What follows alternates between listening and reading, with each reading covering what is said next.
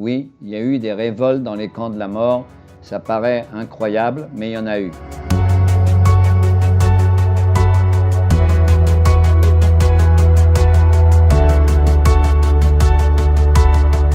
Comment? Une révolte à Auschwitz? Comment c'est possible? Alors, ceux qui se sont révoltés, ce sont les membres du Sonderkommando. Le Sonderkommando, commando spécial, c'est les malheureux juifs qui ont été choisis pour travailler dans les fours crématoires et les chambres à gaz. Qu'est-ce qu'ils doivent faire? Je m'excuse de raconter cela. Ils doivent sortir les corps de la chambre à gaz, enlever les dents en or, couper les cheveux et brûler les corps dans les fours crématoires. Il y avait en 1944 452 membres du Sonderkommando autour du crématoire numéro 3. Ils doivent s'occuper donc de brûler les corps dans les fours crématoires. Ils doivent récupérer les affaires des gens. Il y a du travail quasiment 24 heures sur 24. C'est des gens brisés moralement, théoriquement brisés. Il y en a même qui se sont occupés des cadavres de leur propre famille. Et en 1944, il y a une révolte. Mais comment on fait une révolte à Auschwitz? Comment on organise une révolte? Il n'y a pas de montre.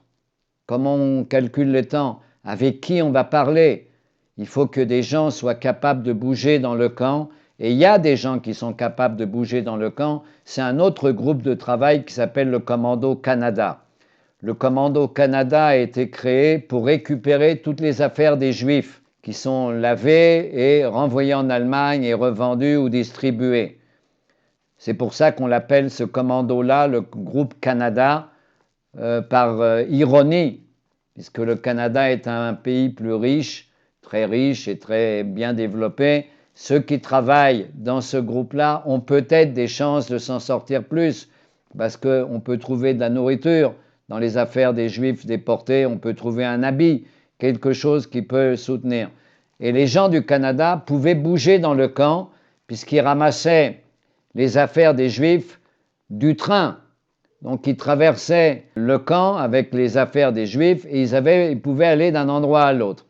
Et il y avait encore quelque chose de vraiment d'incroyable. Ce sont des femmes qui ont travaillé dans une usine à côté du camp de Auschwitz numéro 1. Il y avait une usine de poudre à canon et d'obus. Et quelques femmes ont fait sortir de la poudre pour organiser la résistance et faire sauter les fours crématoires. Mais ça ne se passe pas en 2 minutes. C'est très long. C'est très très long et il faut avoir des contacts et en qui on a confiance. Et une des femmes s'appelle Rosa Robota, avec 3 autres femmes. Elles vont faire passer à travers les gens du Commando Canada et d'autres personnages juifs qui travaillent dans l'administration du camp, ils vont réussir à faire passer jusqu'au crématoire numéro 3 de la poudre. Et le 7 octobre 1944, les juifs de ce crématoire vont se révolter, ils vont tous mourir.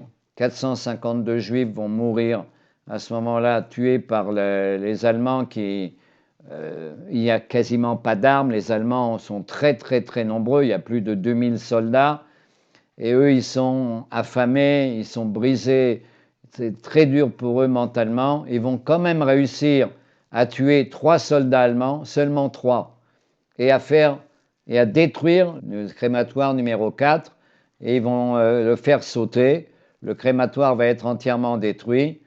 Malheureusement, les quelques survivants vont être torturés, et Rosa Robota et les 3 autres femmes qui ont aidé à faire passer la poudre vont être en janvier 45, en début janvier 45, vont être pendues devant tous les prisonniers après avoir été torturés d'une façon terrible. Mais les Juifs se sont battus dans le crématoire d'Auschwitz. C'est quelque chose de terrible à dire. Au plus bas du plus bas du plus bas de l'humanité, comme Primo Levi le décrit, que Auschwitz c'est vraiment le comble, le plus bas de l'humanité. Là, il va y avoir une révolte juive. Oui, on va montrer l'honneur, on va montrer qu'on sait se tenir sur ses jambes, Et Albert Camus définit l'homme comme l'homme révolté. Et je me révolte, donc je suis. Et ben, dans le crématoire d'Auschwitz, cette phrase prend toute sa signification. Il y a eu une révolte à Auschwitz.